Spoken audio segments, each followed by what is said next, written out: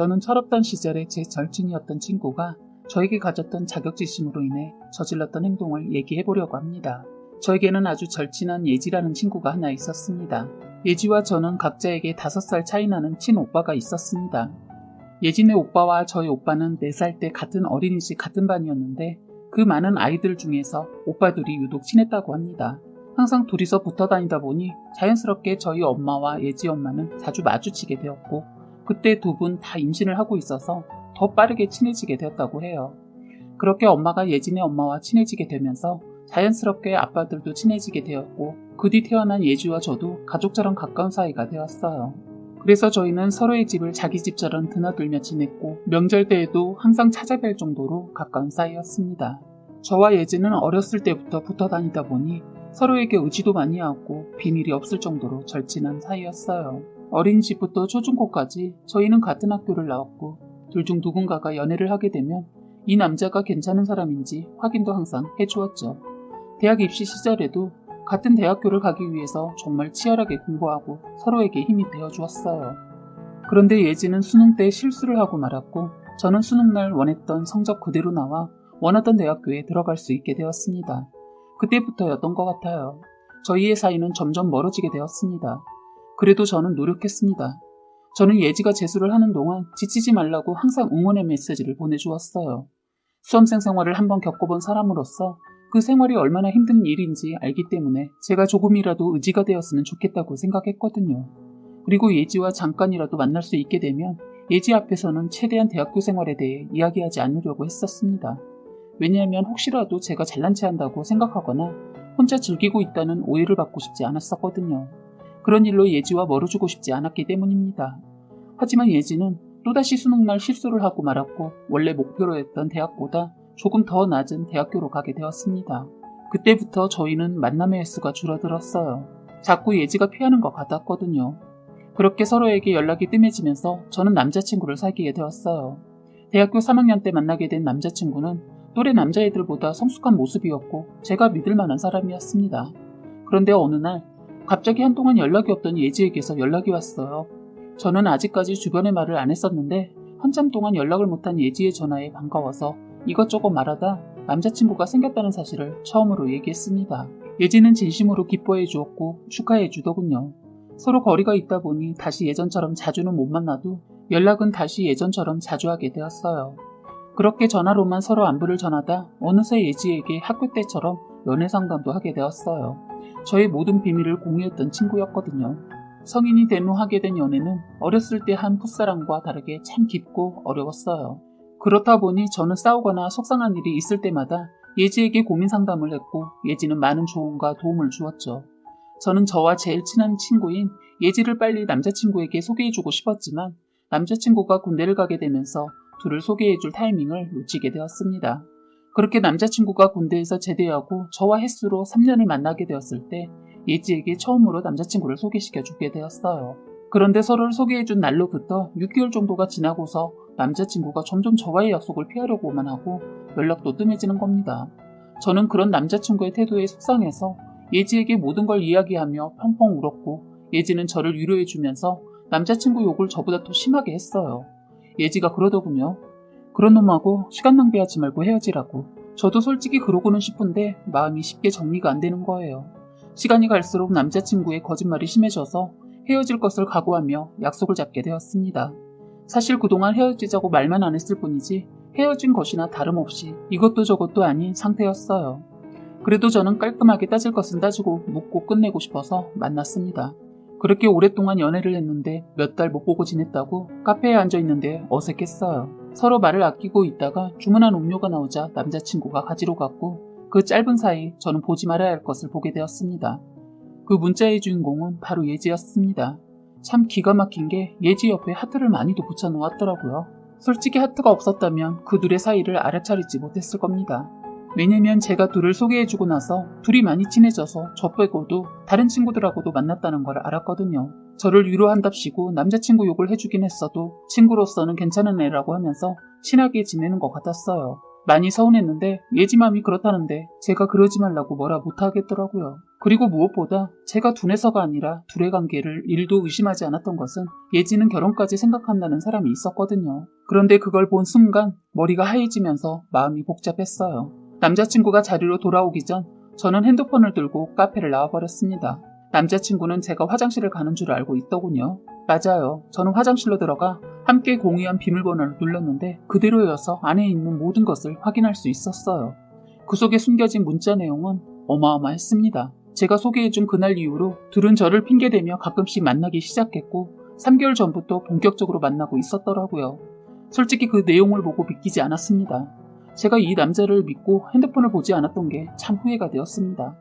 핸드폰을 보고 있는데 밖에서 눈치를 챈 남자친구가 화장실 문을 세게 치면서 문을 열라고 하더군요. 저는 남친 폰으로 예지한테 전화를 걸어봤어요. 받자마자 헤어졌어? 빨리 전화한 거 보면 쿨하게 끝냈나 봐. 내가 그동안 세뇌시켜놔서 끝내는데 힘 안 들었지? 왜 말이 없어? 여보세요? 나야. 하자 전화를 끊어버렸어요. 저는 제가 알고 있다는 걸 확인시켜주고 둘한테 속았다는 배신감에 저는 핸드폰을 변기 안에 던져버렸습니다. 그런 다음 문을 열자 뻔뻔한 놈이 저를 보고 사과를 하더니 자기 폰이 변기에 빠져있는 것을 보더니 저를 밀치고 그걸 꺼내더군요. 더러운 자식, 네가 어떻게 이럴 수 있어? 나한테 최소한의 예의는 지켰어야지. 내 친구가 그렇게 좋았으면 나랑 헤어지고 만나야 했던 거 아니야? 그게 나에 대한 예의 아니야? 넌 앞으로 네 앞길이 평탄치 않을 줄 알아. 하고 뒤돌아서는데 이놈이 저를 돌려 세우더니 뻔뻔하게 말을 하더군요. 네가 눈치채지 못하고 매달렸으면서 왜 이래? 그걸 말이라고 해? 말은 똑바로 해. 내가 매달린 게 아니고 네가 질질 끌면서 양다리 걸친 거 아니야. 다 됐고. 그런데 너 그거 아니? 예지 결혼할 남자 있는 거. 예지가 왜 말하지 말라고 했는지 이제 알겠네. 뭐? 너 지금 분해서 거짓말하는데 웃기지 마. 너 정말 멍청하다. 예지 임신했어. 곧 결혼해. 아, 혹시 모르니까 유전자 검사 해보라고 해. 그 애가 네 애일 수도 있겠다. 너희 참 무서운 애들이다. 그렇습니다. 예지는 저에게 느끼는 자격지심과 질투심에 이런 엄청난 일을 저질렀더군요. 그놈은 제 말을 듣고 서둘러 카페를 나가더군요. 그렇게 택시를 타고 집으로 가는 길에 혼자 휴대폰을 보는데 어이가 없어 눈물도 나오지 않더라고요. 집에 도착했는데 집에는 저희 오빠와 예진의 오빠가 있었습니다. 그런데 오빠를 보자마자 긴장이 풀렸는지 눈물이 막 나오기 시작하는 겁니다. 너 왜 그래? 무슨 일 있어? 라고 물어보는 두 오빠의 물음에 제대로 대답도 하지 못하고 꺼이꺼이하고 울기만 했습니다. 그러다가 제가 조금 진정이 되고 난 후 울면서 오빠들에게 모든 걸 털어놨습니다. 솔직히 오빠들도 처음에는 믿지 못하더군요. 그래서 제가 제 휴대폰에 저장해두었던 그 둘이 했던 것들을 보여주자 상황의 심각성을 깨닫고 둘의 얼굴이 점점 굳어지기 시작하는 겁니다. 저는 너무 서러워서 내가 어디가 모자라서 그런 거냐고 예지가 어떻게 나한테 이럴 수 있냐고 울고불고 난리를 쳤어요. 오빠는 저를 달랬고 예지 오빠는 굳은 얼굴로 저희 집에서 나가 자신의 집으로 가버리더군요. 솔직히 그렇게 친했던 사이인데 역시 피는 물보다 진하다라고 생각했습니다. 그리고 부모님이 퇴근하셨는데 만신창이로 울고 있는 저를 보고 놀라셨어요. 오빠에게 상황을 들으시고는 부모님도 심각한 상황이 되었습니다. 저는 제 정신이 아닌 상태로 있었고 저희 가족도 친자식처럼 생각했던 예지에게 배신감으로 가득 차 있었어요. 저희 부모님이 정말 싫어하는 것들이 거짓말이거든요. 저희 아버지 제대로 화가 나셔서 곧바로 예진의 집에 찾아가려고 나가려는데 저희 집 초인종이 울렸습니다. 인터폰을 보니 예진의 오빠가 문 앞에 서 있더군요. 아빠는 쟤는 무슨 낯짝으로 우리 집에 찾아오는 거냐? 라고 하셨고 오빠는 우선 문을 열어주었습니다. 그런데 현관문으로 들어오는 건 예진의 오빠만이 아니었습니다. 예진의 오빠 뒤로는 맞았는지 눈물 범벅에 엉망이 된 예지의 모습이 있었습니다. 예지가 저희 집에 들어오면서 저를 째려보더군요. 예지의 오빠는 예지에게 사과를 하라고 했지만 뻔뻔하고 더러운 계집애의 입에서 나온 말은 제 친구였던 사람이 맞는지 의심이 들 정도였습니다. 난 잘못한 거 없어요. 사람 마음이라는 게 마음대로 되지 않는 거 다들 알잖아요. 쟤도 남자친구한테 제대로 안 했으니까 나한테 넘어온 거지. 제가 잘했으면 나한테 넘어왔겠어요? 저는 그런 예지를 보고 미친년처럼 울며 꺼지라고 마구 욕을 해댔습니다. 어떻게 너가 그럴 수 있냐며 소리를 지르고 악을 쓰는 제 앞에 예진의 오빠가 무릎을 꿇더군요.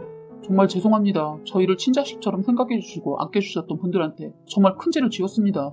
그런데 사과하는 자신의 오빠 옆에서 오빠가 왜 무릎을 꿇는데? 난 잘못한 거 하나도 없고 저 가식적인 애 남자친구 뺏은 게 다들 뭐가 그렇게 잘못된 거라고 그러는 거야? 그리고 넌 상황을 이렇게까지 만들고 싶니? 라며 지랄 발광을 하는 겁니다. 듣고 있던 저희 가족 다들 화가 너무 나서 뭐라고 하려는 순간 예진의 오빠가 일어나더니 예지의 뺨을 때리더군요. 뺨을 한 대 맞더니 예지가 비틀거리는데 눈물을 흘리면서 할 말을 다 하더라고요. 예지 오빠가 너 잘못한 거야. 무릎 꿇고 빌어. 라고 했더니 지 오빠 보고 내가 왜?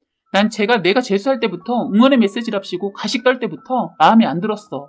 절대 안 해. 라고 예지가 말하자 뺨을 한 대 더 맞았습니다. 한 대 더 맞더니 조용해진 예지 앞에서 오빠가 다시 무릎을 꿇으면서 사과하더라고요. 정말 죄송합니다.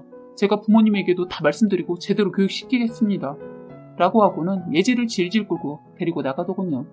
엄마 아빠도 오빠도 놀라서 순간 할 말을 잃었는지 아무 말도 하지 않더군요. 그러더니 엄마가 예지 집에 전화해서 아줌마한테 따지면서 말하다 결국 어른 싸움이 되고 말았습니다. 저는 엄마에게 예지의 비밀을 털어놨어요. 지금 예지가 임신 중인데 누구 애인지 확인이 필요할 것 같다고. 그 아줌마 예지 임신이라는 말에 놀랐는지 전화를 끊더군요. 저는 며칠 동안 밥도 제대로 먹지 못하고 누워만 있었습니다. 제가 힘들어하니까 가족들도 모두 힘들어하더라고요. 그러던 중 3일 정도가 지난 뒤 갑자기 친구들에게서 연락이 물밀듯이 쏟아져 왔습니다. 알고 보니 남자친구가 바람핀 사실이 SNS에 올라가 개망신을 당한 것이었습니다. 사실은 난리가 난 다음날 저희 오빠가 화가 나서 제 전화로 전화를 해서 남자친구와 카페에서 만나게 되었다고 합니다. 그 뒤 남자친구와 오빠는 말을 나누게 되었고 반성하는 기미가 보이지 않자 오빠는 남자친구의 태도에 화가 나서 카페에서 큰 소리로 여자친구의 절친이랑 바람난 더러운 자식이 이놈이입니다. 짐승만도 못해서 더러운 짓을 벌여놓고 자기가 뭘 잘못했는지도 깨닫지 못하네요. 라고 소리쳤다고 합니다. 그랬더니 남자친구는 얼굴을 가리고서는 서둘러 그 카페를 빠져나갔다고 하고 오빠는 사람들이 많이 보는 SNS 페이지에 이 더러운 진실을 제보했다고 해요. 물론 충격적인 게시물은 일파만파 퍼지게 되었고 저희 주변 사람들이 모두 제 남자친구인 것을 확인하고 저에게 연락을 하게 된 것이었죠. 그런데 웃긴 건 이 자식이 양다리를 걸친 사람들이 2명이나 더 있었더라고요.